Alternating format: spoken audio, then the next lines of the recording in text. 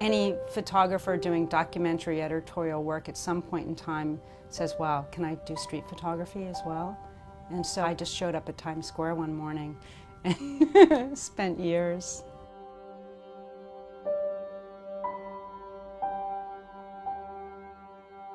Street photography is the kind of endless pursuit of a perfect moment that you can't really imagine in your head, but when you see it, somehow you realize that's it. You develop a sort of hyper alertness, and you try and fit into the flow and to the energy of the street.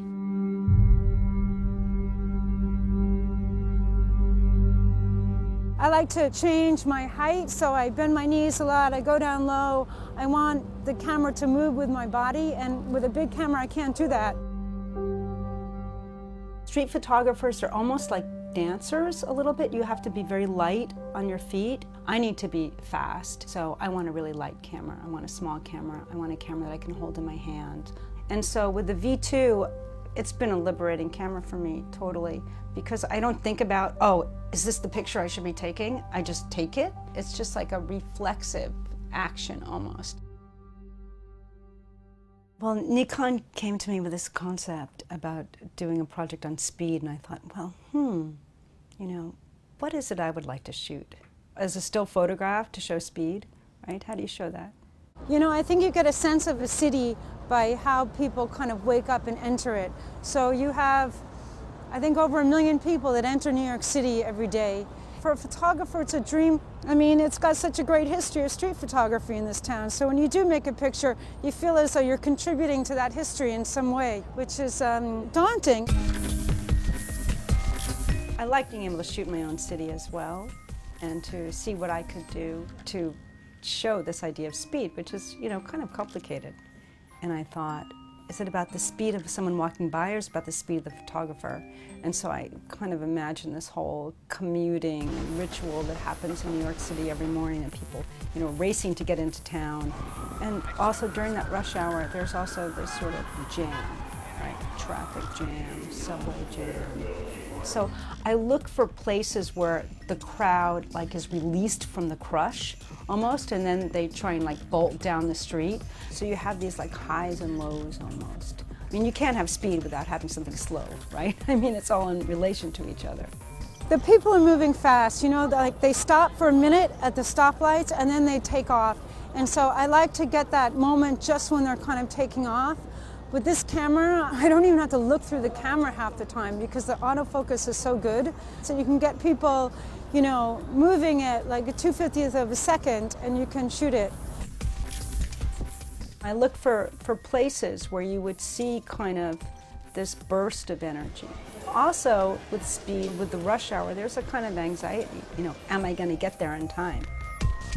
Looking at their faces, I imagine like they're nervous, rushed, tense, that they're thinking about all the things that they have to do that day. So I want to capture that sort of tension on their face. A little camera like this, the flashes are usually like inside the camera, but what I do is I slave it. If you have other Nikon flashes, they'll communicate with each other. So I can shoot with this and then fire my flash. And so what's nice is you get a kind of side light as opposed to direct light. People with their heads under umbrellas, normally those people are in shadow, you never see their faces, but you just put the flash and no one even notices, especially in a spot like Times Square where everything is flash. So if you want to start doing street photography, the first thing is you have to realize that there's no perfect picture. So when you go out there and you start walking around and wandering and you're thinking, what is it that I'm looking for? What picture am I here for? Don't worry. Go out there. Notice how the sun moves across the buildings. Notice expressions on people's faces. Just try and get into the sort of dimension of the street. And then have a camera that's really comfortable, really light for you. Don't put too much pressure on yourself. New York is a great town for street photography. People think it's really big, but actually it's kind of small. It's just you have all of these very unique parts, and so you can travel from one little spot to the next and be in a different world. And so that's really exciting. You don't feel as though you have this endless city that all looks the same.